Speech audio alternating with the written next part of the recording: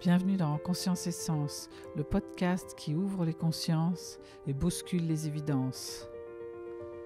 Dans un monde en accélération croissante, un monde du toujours plus, d'exigence, de séparation, de souffrance, il est primordial aujourd'hui de ralentir pour se poser et se confronter à notre puissance. Une introspection au service d'une urgence à se réinventer pour des solutions innovantes, un nouveau regard sur le monde pour créer une autre réalité au service du plus grand nombre. Je te partage des idées, des témoignages, des avancées et j'espère t'inspirer, te donner envie et booster ta créativité. À tout de suite.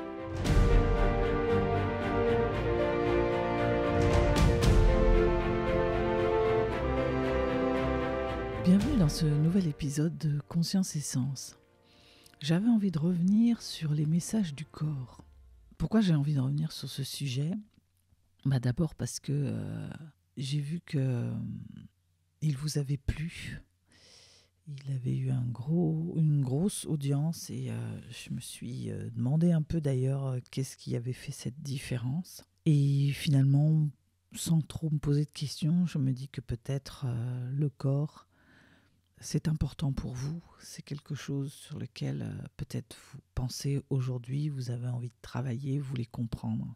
Pour moi, ça tombe bien parce que c'est vraiment ce sur quoi je suis en train de travailler en ce moment. Outre l'aspect, j'ai envie d'en prendre soin, je fais attention à mon alimentation, je vous ai parlé alimentation il n'y a pas longtemps. J'ai envie que mon corps soit vraiment un véhicule performant qui est là pour m'aider et pas une contrainte en fait. À l'âge avançant, on se sent parfois plus empêtré dans ce qu'on a à faire, on récupère moins bien. L'autre jour, je riais parce que j'ai fêté mon anniversaire et généralement, au bout de 2 coupes de champagne, après, je mets un temps fou à récupérer. Et puis là, je me suis un peu lâchée. Et finalement, j'ai récupéré presque mieux que quand j'avais 20 ans. Et du coup, ça m'a occasionné une réflexion de me dire, mais alors comment ça marche ce corps finalement l'âge ne serait pas un problème, ne serait pas... Bien sûr, les pièces vieillissent et forcément, il faut en prendre peut-être un peu plus soin. Mais il me semble qu'il y a quelque chose d'autre. J'ai lu dans un livre... il n'y a pas si longtemps que finalement, à part évidemment quelques exceptions de maladies transgénérationnelles, de choses qui se seraient transmises, de maladies auto-immunes, etc., on naisserait tous en santé et on aurait un capital comme ça à entretenir. Et ça me questionne beaucoup parce que j'ai plein de questions en fait. Comment arrivent les maladies ? Pourquoi certains, face aux mêmes... confrontés au même virus, ne se défendent pas du tout de la même façon. On l'a vu avec le Covid, certains ont été jusqu'à l'assistance respiratoire, d'autres malheureusement n'en sont pas revenus, et puis certains ont traversé ça finalement avec très peu de symptômes, voire rien du tout. Et donc ça me passionne, ces histoires de corps, j'ai envie de comprendre. Je suis en réflexion sur la santé du 3e millénaire, j'appelle ça, c'est-à-dire peut-être il ne s'agit pas de se priver de la science, évidemment, très importante, mais comment on peut pratiquer peut-être des soins et des entretiens plus holistiques. Voilà, donc cette longue introduction pour vous dire pourquoi je m'intéresse au corps, au-delà de l'intérêt que vous avez porté au dernier podcast sur le sujet. Alors en fait, j'avais envie de revenir là-dessus parce que je me rends compte qu'il y a écouter les messages du corps et puis après il y a décoder.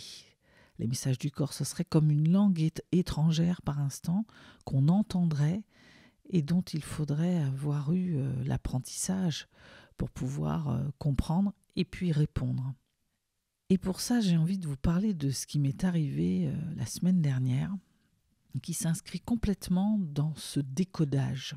La semaine dernière, j'avais une intervention un soir sur un sujet. Il fallait que j'aille parler engagement dans un groupe, comme dans une entreprise, on va dire, pour simplifier. Et donc, ça faisait un moment que j'étais en préparation sur ce sujet. Et pour moi, être engagé, c'est vraiment quelque chose d'important. C'est quelque chose qui fait vibrer son âme dans la durée. Donc, ça me tenait à cœur. Donc, ça faisait...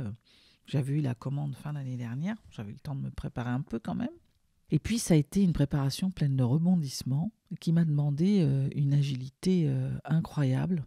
Et de ça, déjà, je suis ravie parce que ça m'a permis d'acquérir de la souplesse, puisqu'on parle du corps, d'acquérir de la souplesse dans l'esprit, mais aussi dans le corps.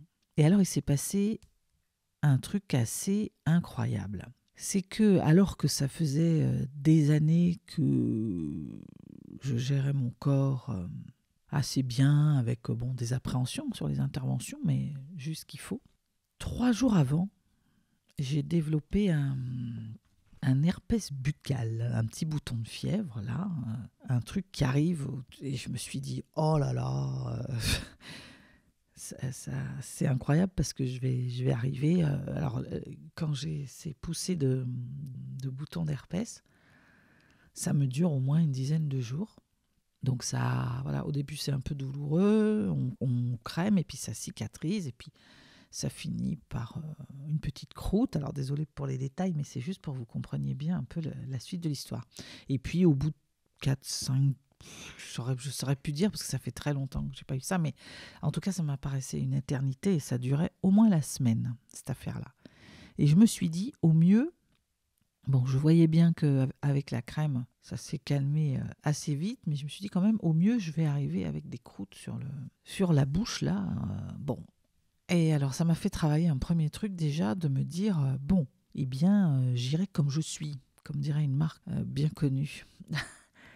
Venez comme vous êtes. Et je me suis dit, je vais y aller comme je suis. Et de toute façon, c'est ma prestation et c'est le contenu qui est important. Ça a dû inconsciemment me rajouter une pression d'ailleurs, parce que je suis arrivée, j'étais quand même beaucoup à me dire, il faut que j'assure en contenu. Et alors, il y a eu un truc assez fou, c'est que je suis arrivée là-bas, j'ai fait ma prestation. Alors, j'ai bien crémé et tout, donc déjà, j'avais pas... ça se voyait, mais c'était pas si énorme que ça, ou j'ai peut-être dû l'oublier, voilà. Mais l'extraordinaire arrive ensuite, c'est qu'une fois la prestation finie, le lendemain, je n'avais plus rien. Il n'y a pas eu le temps de faire de croûte longue. Voilà, c'est parti en un rien. Et ça m'a questionné. Je me suis dit, mais que s'est-il passé ? Et alors, je suis allée voir, j'ai pris le grand dictionnaire des malaises et des maladies de Jacques Martel. Je vous mettrai la référence en bas, dans la description. Et je suis allée regarder herpès buccal. Et c'est intéressant, parce que ce que j'ai lu m'a stupéfaite. En fait, la phrase commence en disant que, à part la description de ce que c'est, mais il y a quelque chose qui m'empoisonne l'existence, un lien entre la peau et le système nerveux qui se fait mal. C'est pour cela que ça fait mal. Donc, il y avait comme une histoire de frustration, me dit-on, parce que je n'ai pu réaliser certains désirs et je me suis sentie quelque peu impuissante, incapable. Donc ça continue en disant « Je peux vouloir éloigner quelqu'un pour ne pas me laisser embrasser, je le juge ou je veux le punir. J'ai besoin de me retirer pour un certain temps, la pression étant trop forte. Ou je peux m'en vouloir d'avoir dit certaines paroles et j'ai tendance à... » Voilà, il y a cette histoire. Et alors ça m'a fait comme un écho, en fait, parce que dans cette préparation, dans cette intervention, finalement je n'ai pas pu donner le meilleur de moi-même. J'ai été un peu bridée dans un cadre qui finalement n'était pas le mien. Et j'ai dû me taire. J'ai fait preuve d'agilité, oui. J'ai dealé, on a trouvé des arrangements. Mais peut-être me suis-je un peu trop perdue. Et peut-être que ce bouton sur la lèvre est venu me dire que je m'étais oubliée. Je n'étais pas complètement alignée avec qui j'étais. Alors c'est intéressant parce que Louise Bourbeau, dans son best-seller là, « Qui es-tu ?» Je vous mettrai aussi les références. Elle dit qu'elle relie les parties du corps aux zones énergétiques et au centre énergétique, les chakras, et elle dit que on est dans la zone qui part de la base du cou et qui va donc un peu au-dessus de la bouche. À cet endroit du corps, l'énergie doit être utilisée pour exprimer notre créativité. Donc le pouvoir de créer, c'est plus bas, elle dit, c'est dans la région du centre sacré, mais l'énergie qu'on utilise quand on exprime ce pouvoir de créer dans le monde physique vient de la région de la gorge. C'est l'énergie venue du centre sacré qui est transmutée pour la faire monter vers l'être, afin que l'être puisse s'exprimer à travers cette énergie. C'est cette énergie qu'on utilise pour la parole et pour tout ce qui est en rapport avec la production du son. On dit que la qualité de cette énergie est à son meilleur quand on n'exprime que la vérité. La conséquence directe de l'utilisation bien qualifiée de cette énergie est que l'être humain commence à récolter beaucoup d'abondance dans sa vie et qu'il a l'impression d'expérimenter des miracles. Je m'arrêterai là dans cette description, il y a plein de choses intéressantes que je vous invite à aller voir. Mais ce que j'en conclus, moi, en fait, c'est exactement, ça fait une résonance incroyable. C'est que je n'ai pas pu exprimer toute ma créativité puisque j'ai dû me mettre dans un cadre qui en plus a un peu changé à la dernière minute et je n'ai pas pu déployer toute ma puissance. Et probablement que mon corps l'a ressenti et m'a envoyé ce message pour me dire que je n'allais pas pouvoir m'exprimer complètement. Et c'est vraiment ce que j'ai ressenti. Ça fait complètement écho avec cette histoire de « je suis arrivée ». J'ai fait ce qu'il y avait à faire. Il y a eu quelques touches. Voilà, j'ai vu des gens repartir avec une ou deux lumières. Donc je me suis dit, au moins, ça faisait sens d'intervenir là. De toute façon, ça faisait sens. Ça m'a permis de comprendre plein de choses, de qui j'étais, de ce que j'avais envie de faire, pas faire. Mais mon corps a exprimé, lui, de manière peut-être ce que inconsciemment j'avais un peu refoulé, le fait que j'ai quand même été drôlement frustrée dans cette intervention. Et qu'il y a il y a une frustration, oui, mais il y a aussi un peu, même presque comme une colère contre moi, quoi, un peu de ressentiment, de ne pas avoir fait. Il y a limite un peu de culpabilité. Je me suis sentie impuissante, ouais, incapable de faire et de pouvoir exprimer qui j'étais. Et donc, ce que j'essaie de vous dire par là, c'est que c'est intéressant de le regarder sous ce prisme parce qu'on pourrait juste se dire, oui, moi j'ai ce virus, voilà, c'est un virus qui dort dans le corps et qu'on a à vie. Donc, on s'habitue, quand ça vient, on se dit, je suis fatigué, c'est normal, ça vient sur de la fatigue et tout. Mais quand on regarde d'un peu plus près, il y a aussi autre chose. Il faut traduire, apprendre la langue en fait, des messages, de ce que ça vient dire, de l'inconscient. Et de peut-être de quelque chose que je n'ai pas entendu avant. Et c'est vrai que depuis le début, assez rapidement, sur cette commande, je me suis sentie pas pouvoir me déployer. Ça, je l'ai ressenti bien avant. C'est intéressant, c'est vraiment... je pense aussi, pour trouver un autre exemple, je pense à cette amie qui a développé un glaucome. Et je lis que le glaucome, c'est souvent le signe d'une rancune entretenue depuis longtemps et d'une difficulté à pardonner. Cette blessure du passé envahit le champ de vision de la personne à cause d'une trop grande émotivité. C'est intéressant parce qu'effectivement, cette amie a vécu quelque chose d'important, j'allais dire de grave, enfin de très impactant, en tout cas avec quelqu'un à qui elle n'a finalement jamais pardonné, je le sais. Et quand on évoque cette histoire du pardon, c'est toujours un peu compliqué. Donc, qu'est-ce que j'essaie de vous dire à travers tout ça ?